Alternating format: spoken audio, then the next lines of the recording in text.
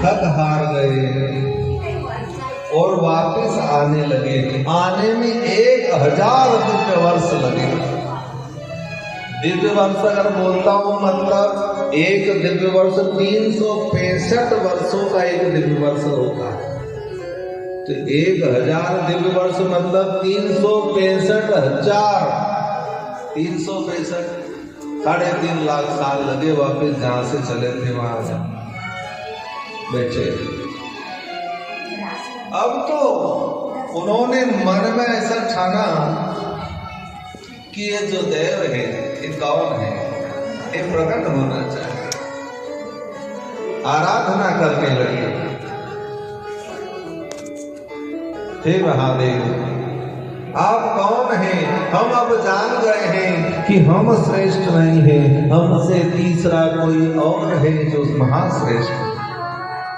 सब देव होते हैं लेकिन ये देव नहीं है, ये महादेव है। जो देवताओं के भी देवता है उसको महादेव कहते हैं।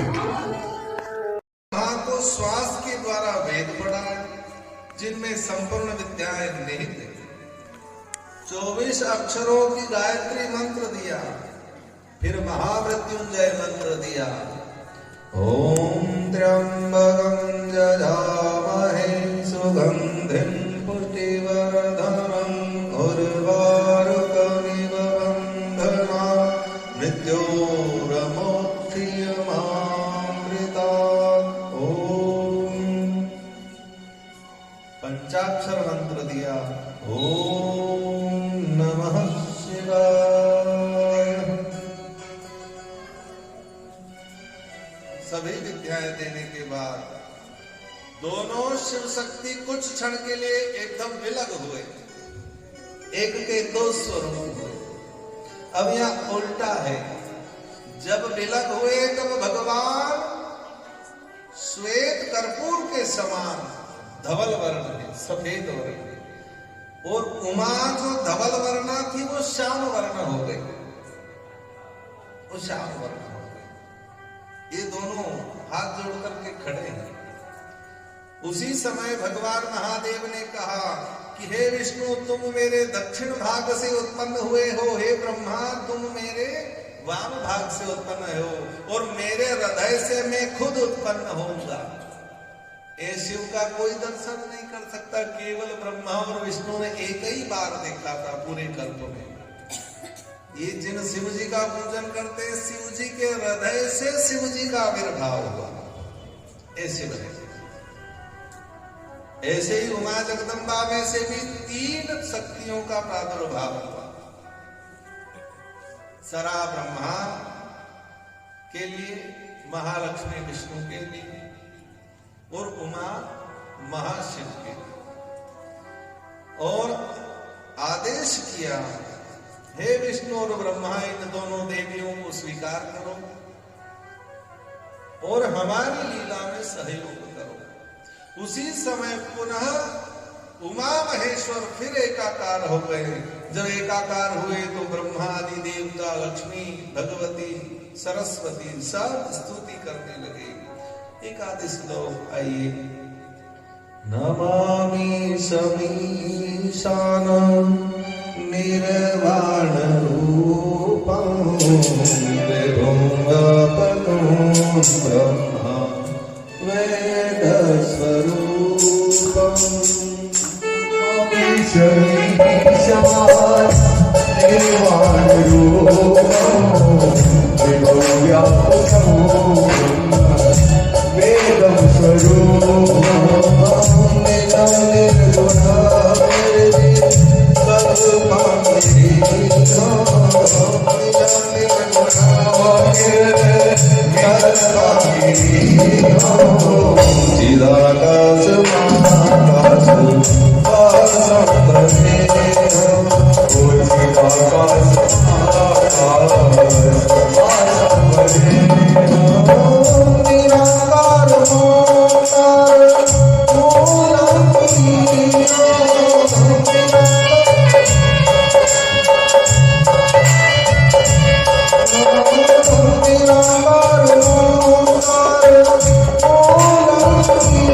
Oh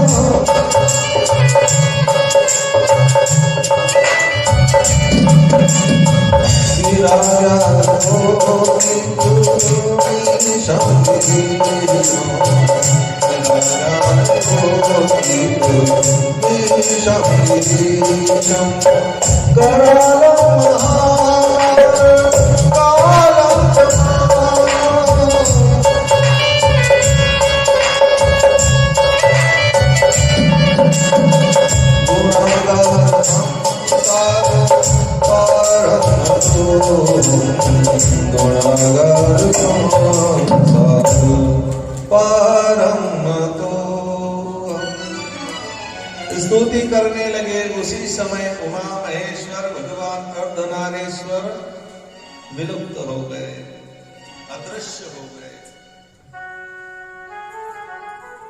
जो ज्ञान दिया उस ज्ञान पर आरूढ़ होकर के भगवान विष्णु और शिव दोनों शिवाज्ञा का पालन करने लगे। नारद जी को ब्रह्मा जी कहते हैं, हे नारद, मैं तुमको सृष्टि विस्तार सुनाता हूं। बुद्धि, महातत्व, अहंकार, सतो गुण, रजोगुण तथा तमोगुण।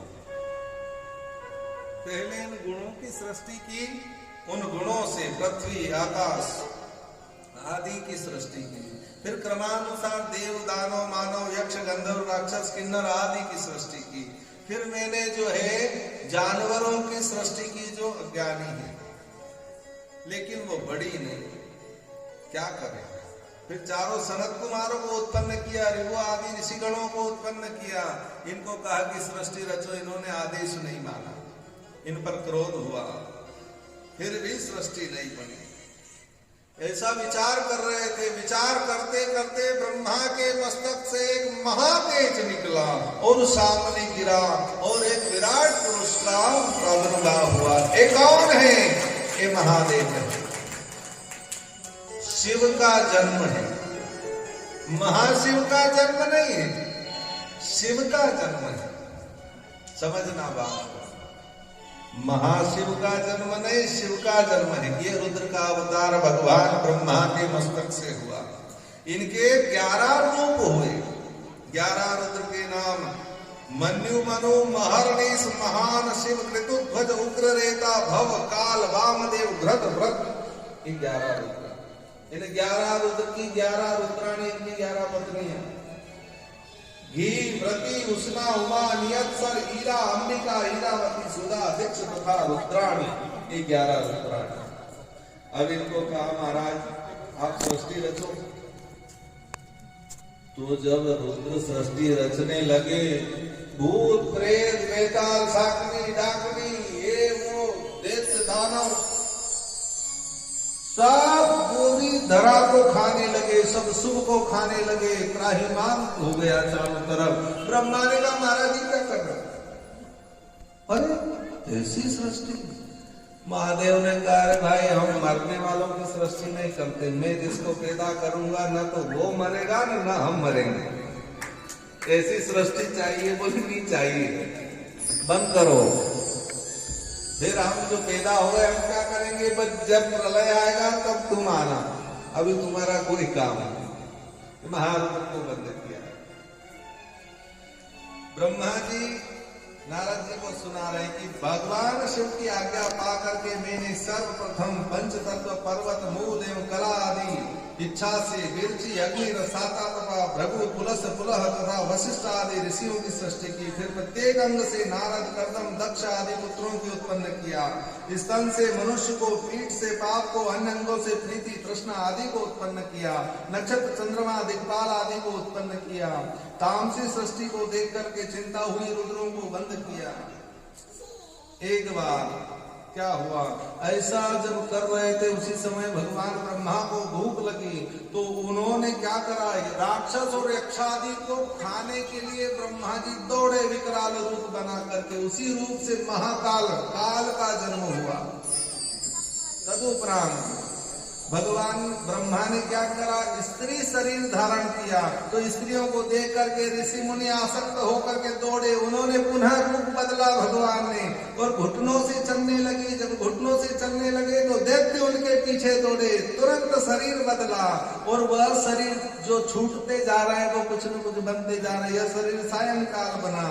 तदुपरांत मनुष्यों की सृष्टि की, राक्षस गंधर्व यक्ष गुह्य किन्नर किम पुरुष विद्याधर ईश्वर भूत प्रेत आदि स्त्रियों को उत्पन्न किया। हे नारद, शिव जी की इच्छा से बैल हाथी घोड़े ऊंट आदि अज्ञानी जीवों की उत्पन्न की। ध्यानस्थ था, तभी चारों वेद प्रकट हुए। उन्हीं पुराणों को पंचम वेद कहते हैं। संपूर्ण आश्रम ब्रह्मचर्य वानप्रस्थ गृहस्थ आदि आश्रम उत्पन्न किए। नीति मोक्ष धर्म अर्थ काम आदि पदार्थ उत्पन्न किए।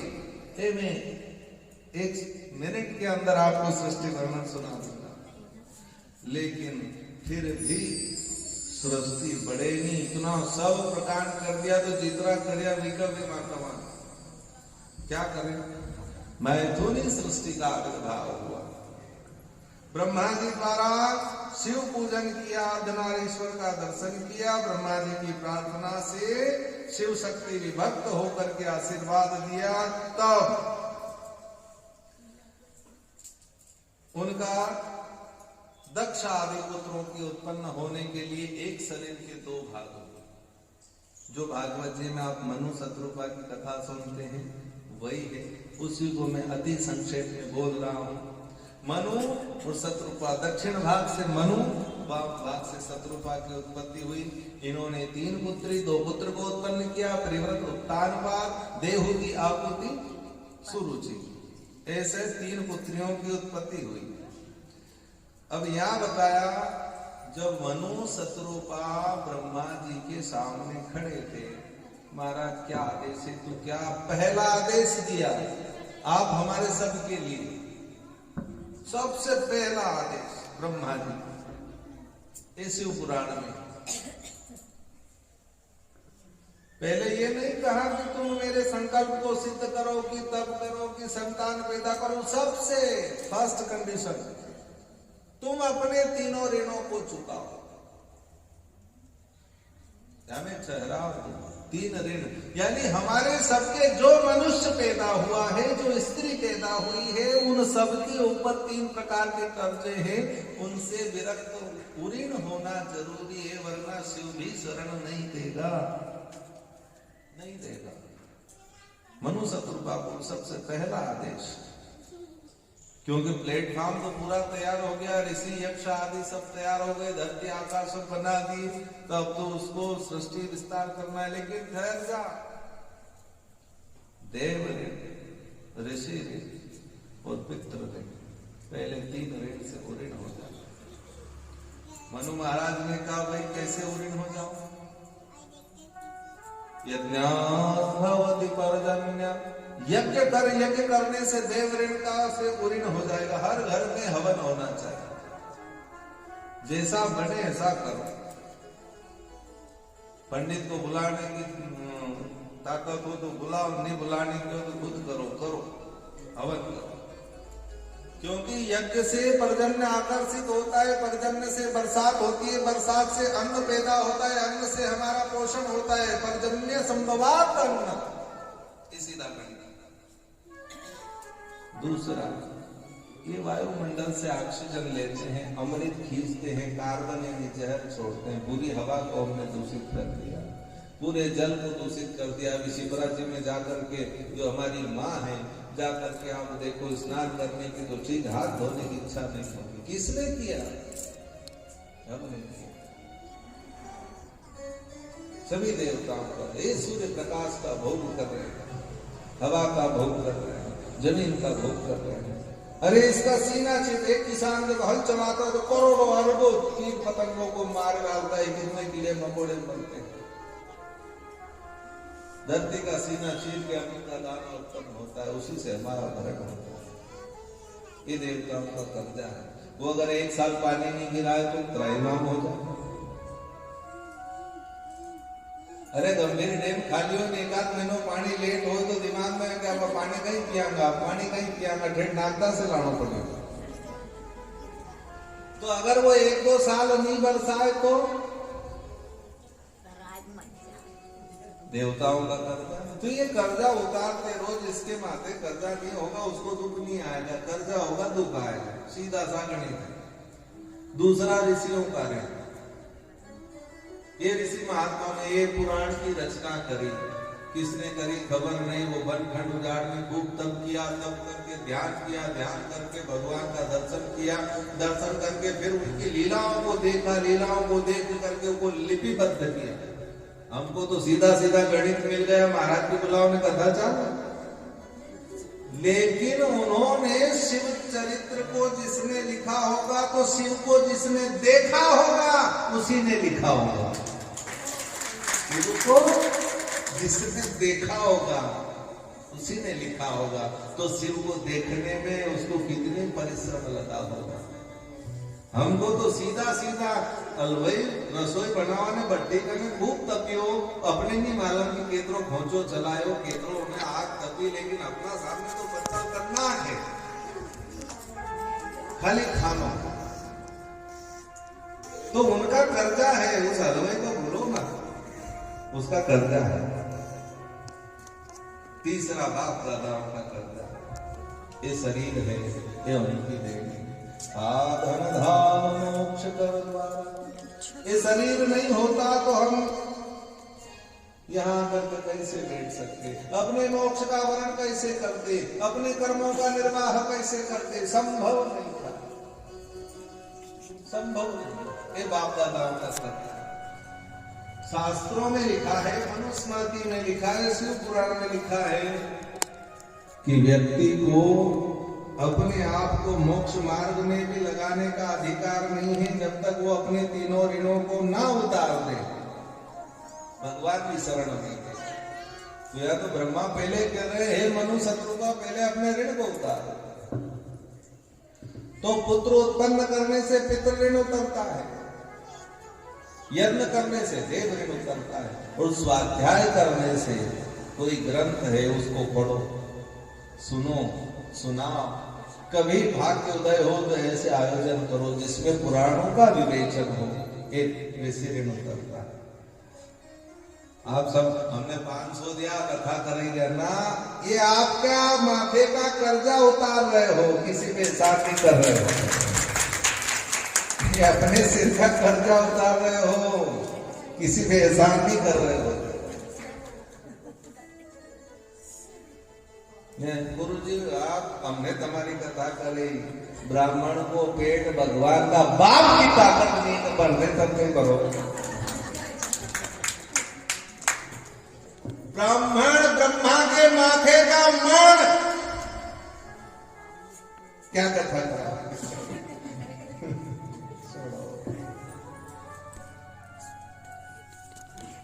भगवान तो इसलिए अपना एक नाम ब्राह्मण ने देना है।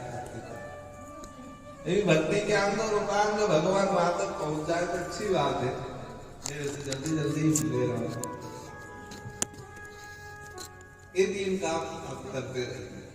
दूसरे, मनु के पुत्र उत्तानपाद हुए, उनके वंश में ध्रुव जैसे महान भक्त हुए।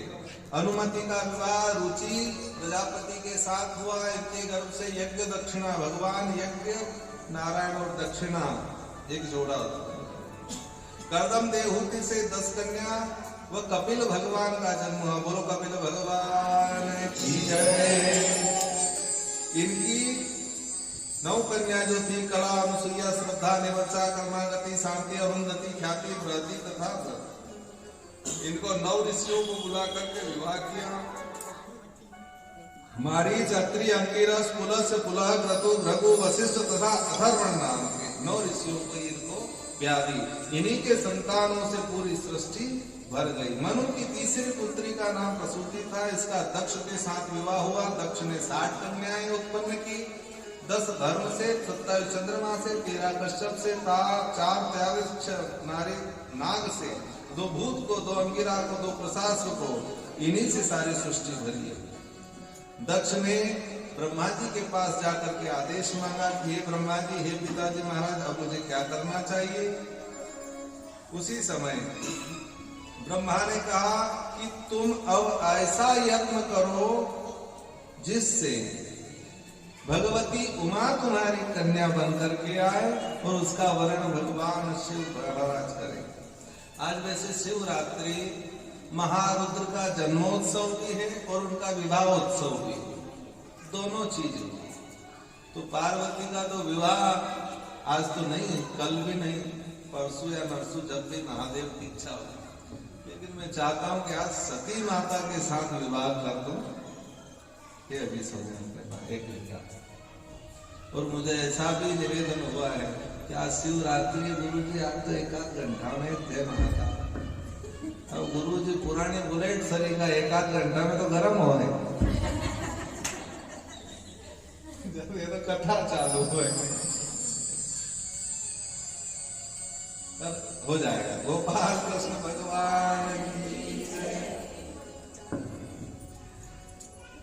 अब दक्ष भगवती का कठिन तप करने लगा और इन्हीं के तप से प्रसन्न होकर के भगवती जगदम्बा ने सती के नाम से अवतार दिया।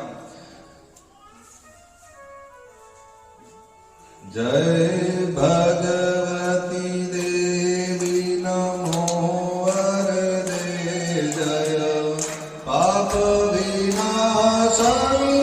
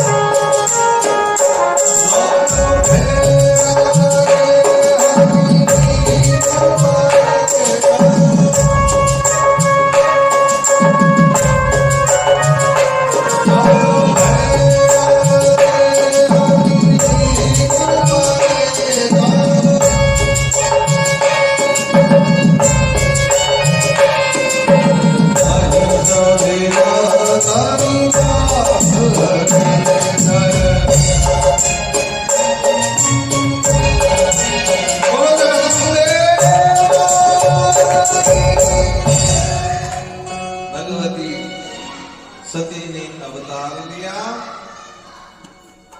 इधर नारद जी को भगवान कथा सुना रहे हैं। तुम अब क्या सुनना चाहते हो?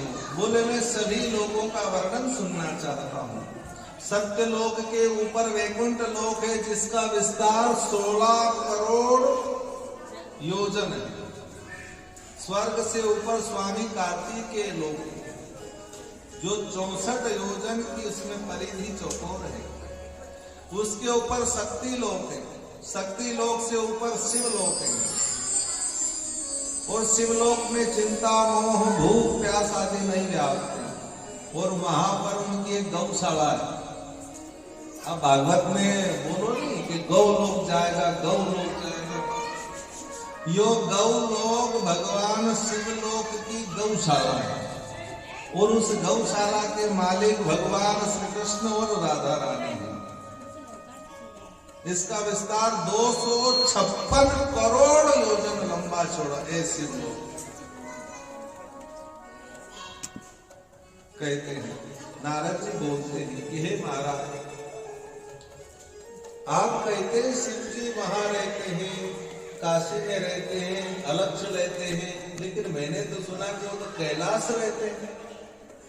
बोले कैलाश रहने का दूसरा कारण है, मैं वो आपको कथा सुनाता हूं।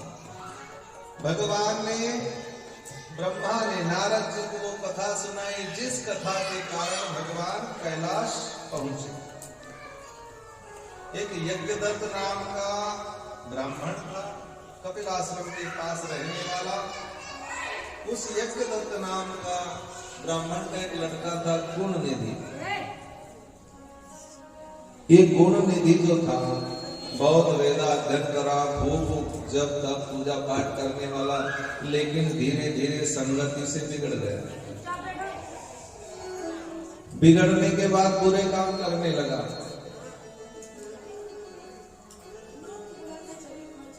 बुरे काम करते करते क्या करता, जुआ खेलना, सट्टा खेलना, वेश्यागमन करना, ये सब करने लगा। पैसा नहीं तो घर में से सामान तो जानो बेच दे, काम चला, ये सब चला। अब मां को मालूम है, बाप को मालूम नहीं, तो मां से बाप पूछता है बेटा कहाँ गया? अरे महाराज वो तो अभी बालकों के साथ विद्यालय में पढ़ने के लिए गया है। अरे अभी गया है, वो तो पढ़ रहा था, उसमें बहुत अच्छा आवरण। और माँ बाप को नहीं बताए कि अपना बेटा ऐसा। अब पिता संक्षेप में होगा और माँ उसको समझाए, देख बेटा तेरे पिता की निंदा हो रही है, अपन उच्च कुल के हैं, तू सदाचरण कर वरना तुझे बहुत दुख उठाना पड़ेगा। बार बार मां जितना धन वैभव था, आभूषण थे, पात्र थे, सब बेच दिए। अब एक दिन क्या हुआ, ये यज्ञदत्त महाराज को राजा ने एक अंगूठी दी थी, तो वो अंगूठी लेकर के उसका पुत्र गया, जुआ खेलने लगा, जुए में हार गया। अब जुआरी अपने हाथ में अंगूठे पहन करके घूम रहा था और एक दिन उन्हीं ब्राह्मण देवताओं की नजर पड़ी यज्ञदत्त महाराज की। बोले ये अंगूठी तो मारी। वो जुआरी बोला तेरी कहां से? मेरे घर बहुत सारे आभूषण पड़े हैं, क्या हम चोरी करने वाले? तेरी नहीं है भाई। क्या किया जाए? अब यज्ञदत्त भी क्रोधित हो गया, बोले मुझे राजा से भेंट प्राप्त हुई है और मैं राजा तक ले जाऊंगा, तुझे दंड भोगना पड़ेगा, बता अंगूठी किसकी? अब वो जुआरी घबरा गया। महाराज बोले आपका लड़का रोज जुआ खेलने आता है, उसी की अंगूठी है, और अंगूठी नहीं और सारे ढेर सारे आभूषण, बर्तन, अन्न धन सब दे करके गया। अंगूठी लेकर के आया, घर आके अपनी पत्नी से कहा, हे देवी मेरी अंगूठी कहाँ है जो राजा से मुझे प्राप्त हुई? अब माँ के छिपाना। अरे आप थक हार करके आए हैं, अभी आ जाओ, भोजन कर लो, थोड़ा बैठो, विश्राम करो, अंगूठी कहीं रख दी होगी, मैं ढूंढ करके दे दूंगी, क्यों चिंता करते हो, दे दूंगी। पति सोचे रे अब भी मुझे नहीं बोल रही, क्रोधित हो गया। अरे अंगूठी नहीं तो जो दूसरे आभूषण हैं वो ला करके मुझे दिखा। तो पत्नी कहती है महाराज अरे तुमको अभी आभूषण की इतनी जल्दी क्या पड़ी है, अभी थोड़ा विश्राम करो, मैं काम कर रही हूँ, निपट जाऊंगी। फिर क्रोधित हुआ, अरे दुष्टे तू अपने पुत्र का रक्षा करती है, उसको दुष्ट बना दिया तूने, और तू समझती कि ये प्रेम है, ये प्रेम नहीं है, ये उससे शत्रुता। और ऐसे पुत्र के होने से निपुता होना अच्छा है, हाथ में कुछ लेकर के उसका तिलांजलि कर देना चाहिए, हाथ में कुछ लेकर के तिलांजलि कर दो, उसका पिंडदान कर दो। क्योंकि सदपुत्र अगर होगा तो नर्क में पड़े हुए भी बाप दादा को स्वर्ग की सीढ़ी चढ़ा देगा, कुपुत्र होगा तो स्वर्ग में बैठे हुए बाप दादा को नर्क की अग्नि में डाल देगा। परीक्षित महाराज ने कथा सुनी, सुखदेव ने सुनाई, सीधे गोलोक का गमन किया, लेकिन जन्मेजय ने जो सर्वशस्त्र किया, करोड़ों हत्या की, वही परीक्षित वहां से नर्क में गिर गया। भागवत प्रमाण। व्यास ने फिर जन्मेजय को यजमान बना करके पुनः गति हो तो कृष्ण का कृपा पात्र था। हम आप इतने कृपा पात्र है क्या? अरे जिस वंश की लगाम हाथ में लेकर के रथ हाँक दिया, उसका पौत्र था। ऐसे कपूत होने से निपुता होना चाहिए, उसका पिंडदान कर दिया। अब तो ये छोरा रोने लगा, चिल्लाने लगा, चीखने लगा, हे भगवान मेरा क्या होगा? अरे मुझे खाना कहाँ से मिलेगा, कहाँ सोऊंगा? अरे मैंने बड़ा अपकार किया, बड़ा अपकर्म किया, और भूख प्यास से व्याकुल होकर के दौड़ लगा। दौड़ते दौड़ते अब कोई सम्मान भी नहीं रहा। अरे सट्टा जुआ नशा वाला के कौन सम्मान दे? वो जाते जाते एक शिव क्षेत्र देखा, एक शिव मंदिर था, शिवरात्रि का दिन था।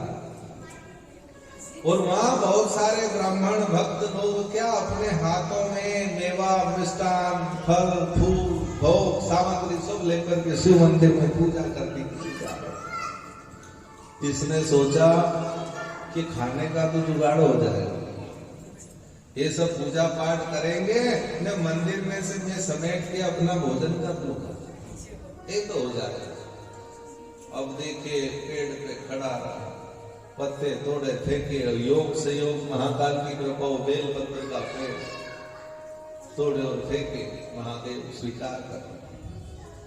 जब रात्रि हुई, सब जागरण करते हैं उस दिन, तो उसको बहुत इंतजार करना पड़ा, कब सोए कब सोए कब सोए। जब रात्रि काल में वो मंदिर के अंदर घुसने लगा, वह अंधेरा था, दीपक बुझ गया, अब सामान दिखे नहीं उसे, तो कहीं करे अपने कपड़ों फाड़े, उसकी बत्ती बनाई, बत्ती बना करके दिया लगाया, उस दिए की रोशनी काय वास्ते ये सब भोग सामग्री में प्राप्त हुई।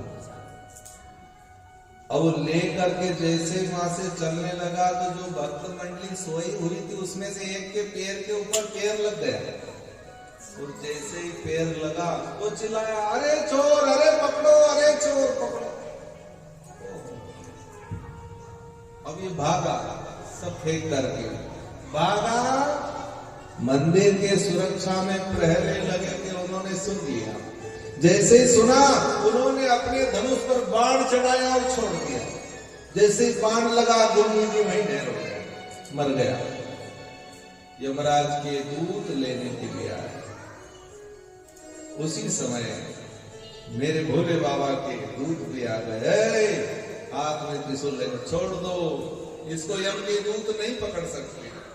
अरे बोले महाराज, इतना पापी दुराचारी कुमार विगामी, माता पिता को अनंत अनंत कष्ट दिया, इसको क्यों नहीं पकड़ सकते?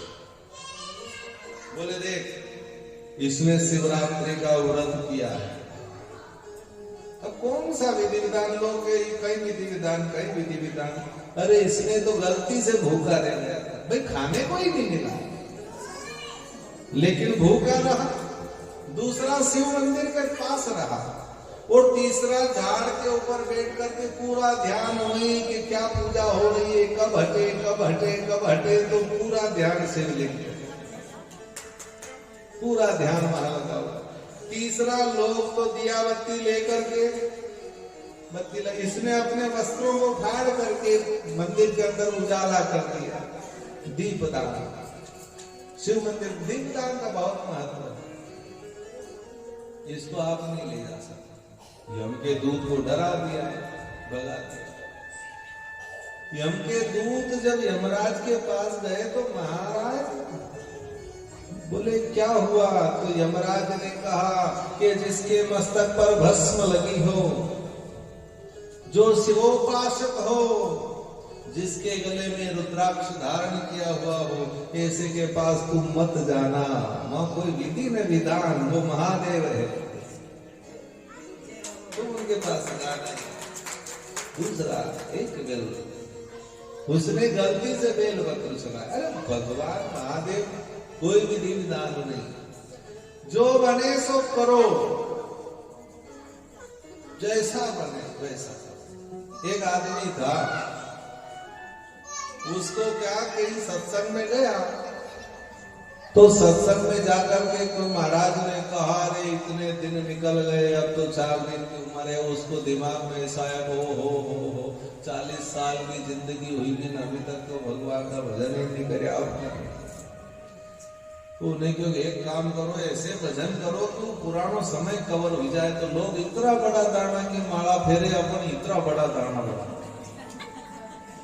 बोंगियानो कटाड़ी, बड़ा बड़ा दाना रस्सा से उन्हें कुआं में डाली, एक पारो खेचे, मोड़ो मंडियो राम, मोड़ो मंडियो। बहुत देर हुई तो लक्ष्मी नारायण उधर से निकले, बोले महाराज ये क्या कर रहा है, कौन है? बोले मेरा सबसे बड़ा भगत है, मैं सब जानता है, त्रिकालदर्शी है। अरे त्रिकालदर्शी नहीं जाए, जाकर पूछ ले। अब आदमी के सवेर से दबो रहेगी, ना रोटी खाई ना पानी पियो, लक्ष्मी जी पास में गई, दादा कहीं करो। अब चीड़ में आदमी कहीं करे, ये थारा माटी का भजन करूं। आदमी चीड़ में बोले तो भी लक्ष्मी ने कुछ चलो ठीक, कहाँ है भी ऐसा भजन करो, कितनी दूर बुलाए, ये वही कहीं जाए क्या करने बैठो होगा। लक्ष्मी के सब त्रिकाल दर्शिया। भगवान सहज है, उनको प्राप्त करने के लिए बहुत बड़ी आवश्यकता नहीं। विदुरानी के केले के छिलके में भी वो आनंद मना सकता है, सबरी के झूठे पैर में भी वो आनंद मना सकता है। द्रौपदी की मांझी धोई चगरी वो पात्र, उसने खुद चावल प्रकट किया, उसी चावल का भोग लगा करके आनंद मना सकता है। क्या चाहिए उसको?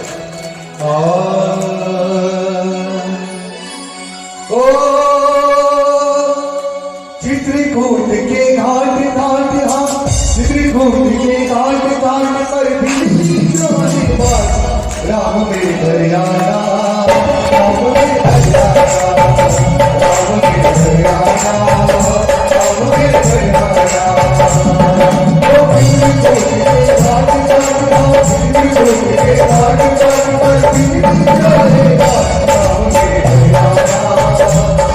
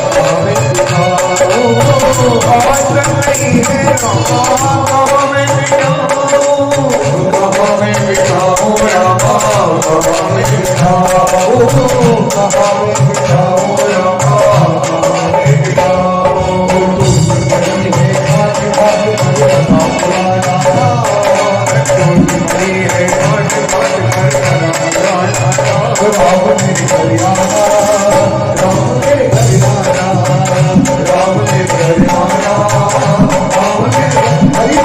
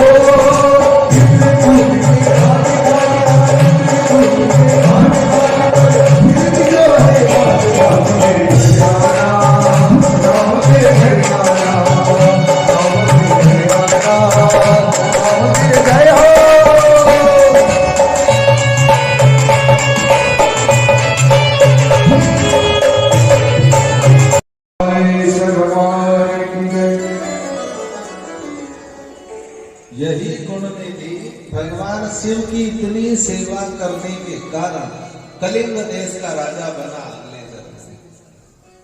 अब बताओ, जो गलती से भगवान की सेवा कर दे उसको इतना फल मिले, तो जो हृदय से, श्रद्धा से, भाव से अगर सेवा करे उसके लिए क्या? अनलिमिट मांग करके तो लिमिट में बांध लेंगे हम, अनलिमिट, कोई लिमिट नहीं। ये कलिंग देश का राजा बना इंद्र मुनि कि यहां जन्म लेकर के कर्दम नाम से प्रसिद्ध हुआ। इसने एक नियम बनाया कि सब आदमी को एक एक दीपक शिव मंदिर में लगाना है, और विशेषकर 3 तिथि भगवान शिव को बहुत प्रिय है, प्रदोष, चतुर्दशी और अष्टमी। तो 3 को तो लगाना नहीं, जो नहीं लगाएगा उसका सिर काट दूंगा, ऐसी सजा भी। इस पुण्य के कारण वो बहुत तेजस्वी हुआ, यह लोक में सुख भोग करके शिवलोक को प्राप्त हुआ। पुलस्त्य के पुत्र विसर्वा हुए, उनकी 3 स्त्रियां हुई, तीनों ही शिव भक्त थी। विसर्वा की सबसे छोटी पत्नी से विभीषण उत्पन्न हुआ, जो राम जी की भक्ति करके परम पद को प्राप्त हुआ। मझली पत्नी से रावण कुंभकर्ण हुए, और नारद के श्राप से रावण कुंभकर्ण हुए थे, वो भगवान श्री राम के हाथ से देवलोक हो गए। उन्होंने भी श्रेष्ठ शिव भक्ति की। इनकी एक पत्नी का नाम था पटतिला, उनसे इसी गुणनिधि का फिर जन्म हुआ। इस जन्म में उसका नाम कौन? कुबेर। ये कैलाश जाने की घटना सुना रहा हूं, आधा घंटा हमारे पास है, तो कैलाश पे पहुंचकर हम दक्ष के यहाँ से भगवती और शिव और शक्ति का मिलन करवा देंगे। जब विराम होगा 10-15 मिनट ज्यादा भी हो जाए तो आनंद लो, कोई दिक्कत नहीं।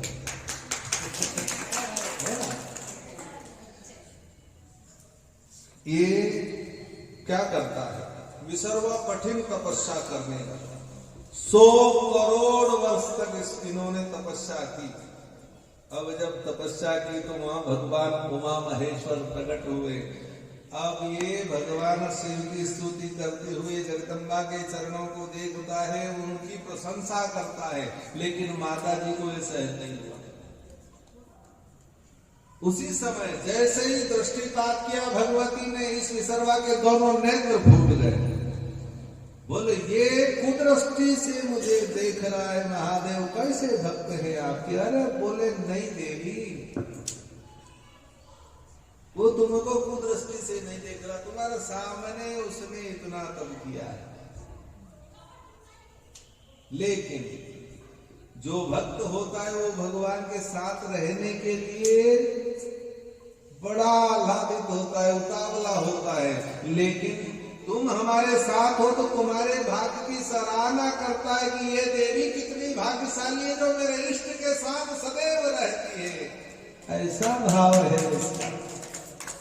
तुमने देखो शरणागत किया, शरणागत होने के बाद में भगवती जगदम्बा प्रसन्न हुई, उसको कुबेर नाम दिया और एक शिवलिंग उसने स्थापित किया जिसको नाम कुबेरेश्वर है, जो भगवान काशी विश्वनाथ के दाहिने बैठे हुए। यहाँ पर उन्होंने संपूर्ण आनंद देने वाले भगवान महादेव का पूजन करके अलकापुरी बसाई। अलकापुरी बसाने के बाद भगवान ने विश्वकर्मा को बुलाया और अलकापुरी के पास में अपने लिए सुंदर स्थान निर्माण का आदेश दिया। कैलाश निर्माण हुआ, वहां दिव्य भवनों का निर्माण हुआ, और जाने के लिए भगवान महादेव तैयार हुए। उन्होंने क्या किया? अपने वरद हस्त में डमरू लिया और जोर से बजाया। डमरू की ध्वनि तीनों लोकों में जब बह चली तो ब्रह्मा, विष्णु, अनंत, शेष, नाग आदि सब आने लगे। यक्ष गंधर्व गाते हुए आने लगे, अप्सराएं नृत्य करते हुए आने लगे।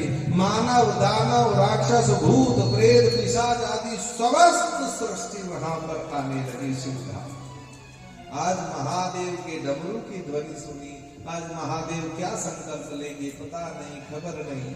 पहुंचे, जैसे ही महादेव पहुंचे उसी समय भगवान महादेव ने कैलाश जाने की इच्छा व्यक्त की। बैल पर आरूढ़ हुए। बैल पर आरूढ़ होकर के भगवान महाशिव चले।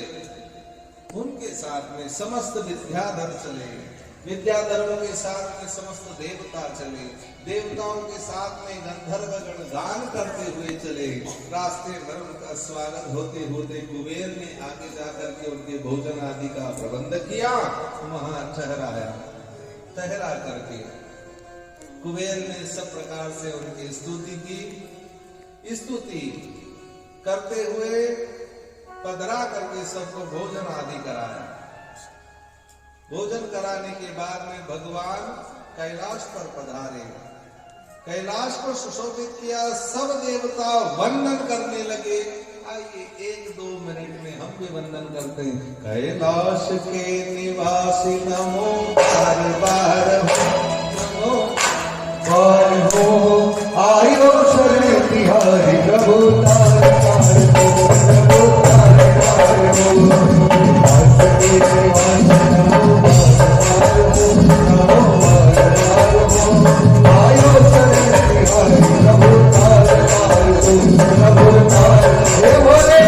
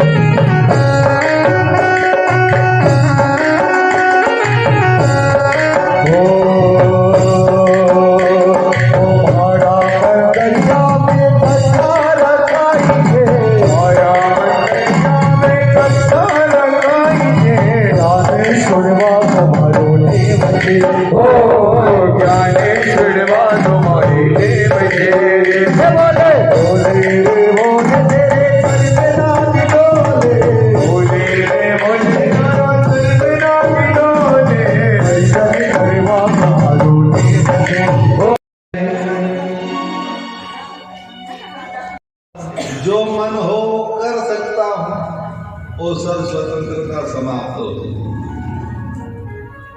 विवाद नहीं। अब ब्रह्मा जी के मन में तो एक आस थी कि मैं कुछ भी करूंगा इनके पास स्त्री बिछा करके रहूंगा। कारण सुनो, एक बार जब ब्रह्मा सृष्टि रचना कर रहे थे, उसी समय भगवान ब्रह्मा के मुख से संध्या नाम की कन्या उत्पन्न हुई। इतना सौंदर्य कि भगवान ब्रह्मा भी उस पर आसक्त हो गए। वहां जितने ऋषि मुनि बैठे थे, मरीचि, अत्रि, अंगिरस, पुलस्त्य, पुलह, क्रतु, भृगु, वशिष्ठ, नारद तथा दक्ष, ये सब भी उन पर आकर्षित हो। उसी समय कोई किसी की सुनने को तैयार नहीं, सब सरा के पीछे भागने लगे, संध्या के पीछे भागने। महादेव वहां प्रकट होते, प्रकट होकर के सभी देवताओं को, ब्रह्माओं को खूब डांटा। हे ब्रह्मा, तुम जगत सृष्टा हो। अरे पिता अगर कोई आचरण करे तो औलाद उसका अनुसरण करती है, और तुम खुद गलत आचरण करोगे।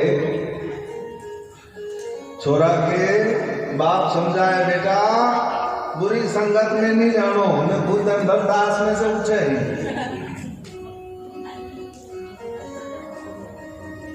तू शराब पीता है, डांटेगा, और शराब पी करके डांटेगा, ये क्या है? तो तुम पिता हो, तुम पिता हो, तुम ऐसा आचरण करोगे। और ऋषियों, तुम्हारी बुद्धि को किसने हरण कर लिया? ब्रह्मा आदि देवता सब लजा गए। अब विचार की बात ये कि ऐसा हुआ क्यों, ब्रह्मा की मति भ्रष्ट क्यों हुई? ये ऋषि महात्माओं की मति क्यों भ्रष्ट हुई?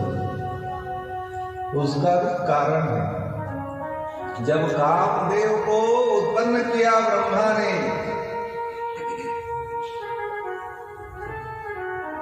उस कामदेव को 5 बाण दिए, कहा तू जगत का मोहन इससे कर सकता है। तो कामदेव ने सोचा रे इनके ट्राई कर लो। तो डायरेक्ट उसने अपने पिता ब्रह्मा और वहां बैठे ऋषि महात्माओं के ऊपर ही काम बाण चला। काम बाण चलने के कारण ब्रह्मादि देवता और इतने जो ऋषि थे सब कामासक्त हो गए, और सामने खड़ी सरस्वती सर्वांग सुंदर आसक्त हो गए। लेकिन जहां सिर है वहां काम का कोई काम नहीं, लजा गए। उसी दिन से ब्रह्मा जी के मन में चल रहा था कि मैं इनके पास में महादेव की स्त्री तैयार करो। दक्ष को बुलाया, हे दक्ष, तू ऐसा काम कर, ऐसी कन्या उत्पन्न कर जिससे महादेव आकर्षित हो जाए। दक्ष बोला, महाराज पिताजी आप सबसे बड़े हो, क्या बुद्धि में भ्रम हो गया है? अरे महादेव को मोहित करने ऐसी कौन स्त्री है? कौन? अरे कामदेव उनके चरण स्पर्श करके आता है। कौन? कामदेव को कहा तू एक बार जा, उसमें काम जागृत कर। अपने वसंत आदि सब लेकर के महादेव के पास गया, हार गया। महाराज हमारा बस नहीं। दक्ष को ब्रह्मा जी ने कहा कि एक स्त्री है जो महादेव को मोहित कर सकती। कौन? भगवती उमा। जो तप करने लगा, जो तप करने लगा, तपस्या के फल स्वरूप भगवती उमा प्रकट होती है। हे दक्ष, क्या इच्छा रखते हो? बोले भैया आप जैसी कन्या मेरे घर उत्पन्न हो। बोले मेरे जैसी कौन? मेरे जैसी मैं, इसके अलावा कौन हो सकता है? दूसरी कोई है? जिस समय ये सब कामासक्त हुए थे, यहाँ कुछ देवताओं की उत्पत्ति भी हुई थी। ब्रह्मा जी के शरीर से जो पसीना टपका उससे 64 योगियों का आविर्भाव हुआ था। पहली बार आज तक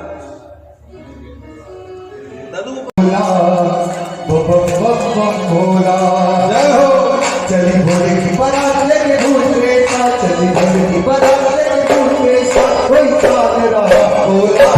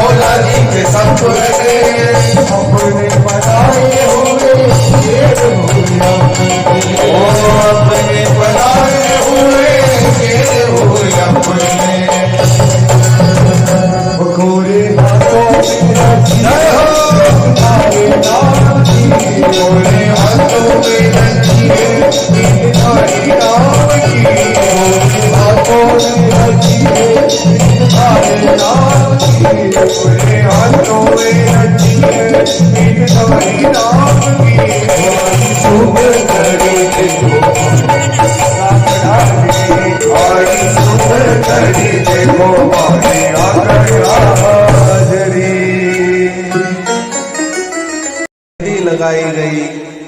सब प्रकार से आनंद उत्सव मनाने लगे। भगवान श्री गणेश को मनाया गया। उधर महादेव को भी श्रृंगार किया, विभूति लगाई, मृगछाला पहनाई। महादेव ने भी अपनी श्रृंगी बजाई तो उनके साथ 11 रुद्र, 8 वसु, 12 सूर्य, सिंह, भूत, प्रेत, गंधर्व, किन्नर, देवता, मुनि, अप्सरा सब आ गए।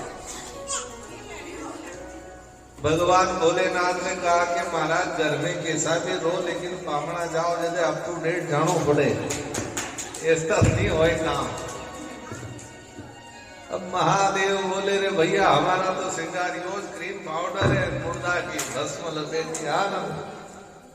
नमामि शमीशान निर्वाण रूपम, शमशान में निवास करने वाला जो स्वयं मुक्ति का स्वरूप है वो क्या श्रृंगार करे।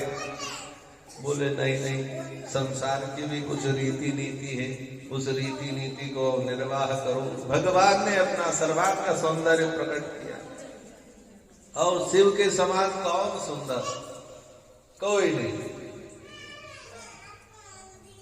आपको प्रारंभ में मैंने दिया, मस्तक पर चंद्रमा धारण किया, जटाओं को बांधा, श्रेष्ठ मुकुट को अपने सिर पर रखा, बैल पर आरूढ़ हुए। सभी देवता नंगी भंगी आदि सब अनुचर उनके साथ हुए और चलने लगे। जगह जगह उनके चरण प्रक्षालन करने लगे। हेलो सजी रहे, अरे हाँ सजी रहे रे, अरे सजी रहे भोले बाबा निराले डोले, सजी रहे भोले बाबा निराले डोले, निराले डोले मतवाले डोले, निराले डोले मतवाले डोले, निराले डोले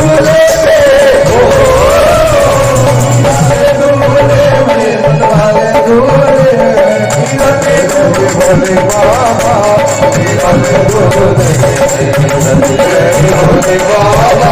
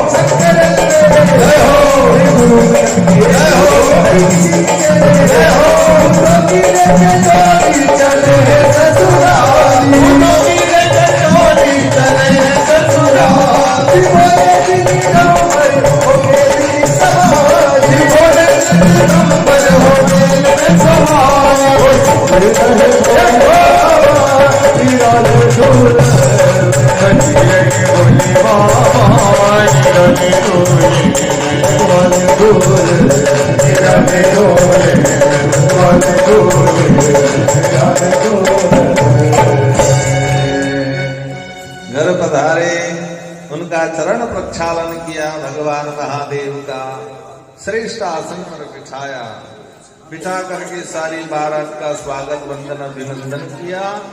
अभिनंदन करने के बाद सारी वेद रीति और कुल रीति का निर्वाह करने के लिए सभी श्रेष्ठ ब्राह्मणों को बुलाया गया। उन श्रेष्ठ ब्राह्मणों को बुला करके वेद रीति, कुल रीति और धर्म रीति का निर्वाह हुआ। ज्यादा तो नहीं, लेकिन एक लगे मेहता जी यू माइक चल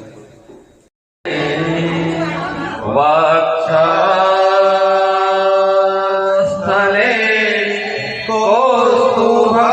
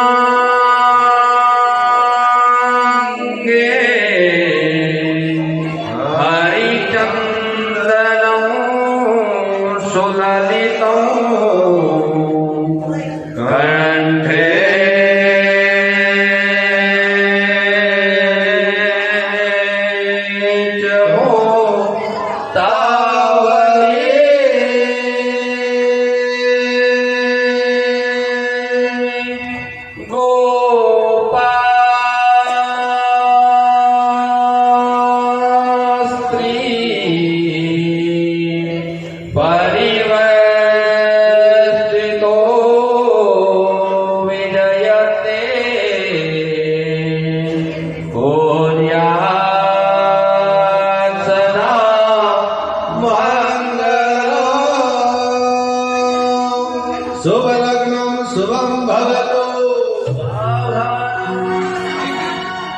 रामो इनका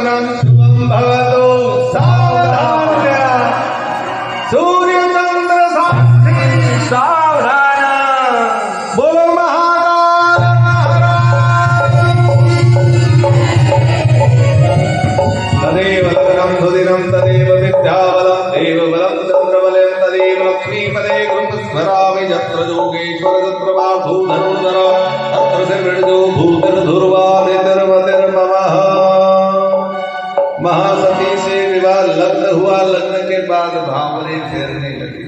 फेरा और वहां ब्रह्मा के दिमाग में उच्चाटन आया, मन में ऐसा भाव आया कि मैं दुल्हन का चेहरा देखूं, महासती का। अब माता सती ने घूंघट निकाला हुआ है, महादेव आगे। तो ब्रह्मा जी ने क्या किया, वो हवन कुंड में गीली लकड़ी डाल दी, और जैसे गीली लकड़ी डाली हवन कुंड में से धुआं उठा, और धुआं भगवान महादेव की आंख में। भगवान महादेव अपनी आंख में थोड़ा संभाले, इतनी देर में भगवान ब्रह्मा ने दुल्हन को देख लिया।